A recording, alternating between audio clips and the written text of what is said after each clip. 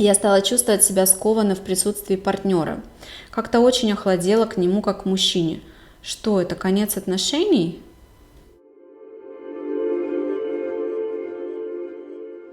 Наталья, это точка кризиса, это какой-то кризис в отношениях. А конец это отношений или не конец, зависит от того, как вы проживете этот кризис.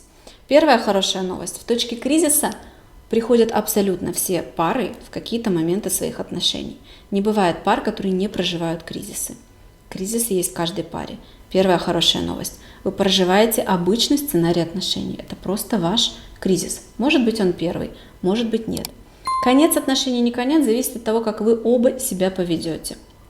Иногда бывает достаточно, что один даже начинает вести себя как-то верно, корректно, проживать кризис, и отношения сохраняются. Ну почему? Потому что когда один приходит домой и все время задает какое-то правильное направление контакту, то большая вероятность, что второй начнет его зеркалить, повторять.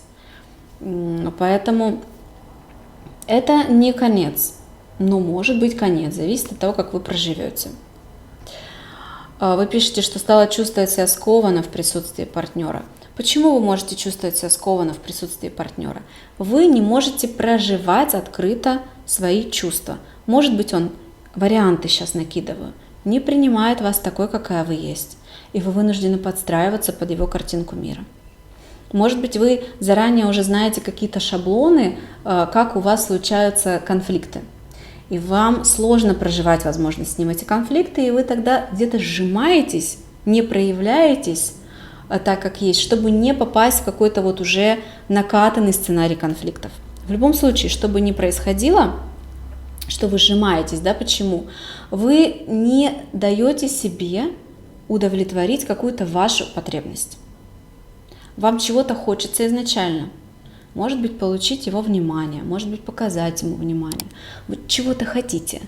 Но в какой-то момент это желание у вас появляется, и вы как бы схлопываетесь, закрываетесь, не даете себе получить. Если так жить очень долго, то человек становится очень обделенным, отношения катятся в никуда. Поэтому здесь полезно в этой точке кризиса остановиться, обратиться к специалисту, с которым вы будете много разговаривать, рассказывать, и специалист, глядя со стороны на ваши отношения, поможет вам заметить, в какой момент вы сжимаетесь.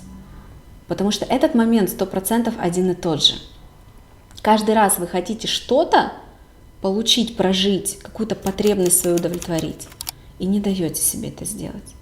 И вот очень важно, первое, определить, что это, что за потребность, что вы хотите. Дальше научиться получать это в идеале с партнером, проходить вот эти вот какие-то сложные углы, моменты, которые вы сейчас не можете самостоятельно пройти. Либо, если это невозможно получить с партнером, то найти другой способ получать это в жизни не с ним. Может быть, там, не знаю, пофантазируем, это признание. Есть люди, особенно такие идут в актеры, например, на сцену, которым очень нужно внимание и признание, прям гипердефицит у них этого.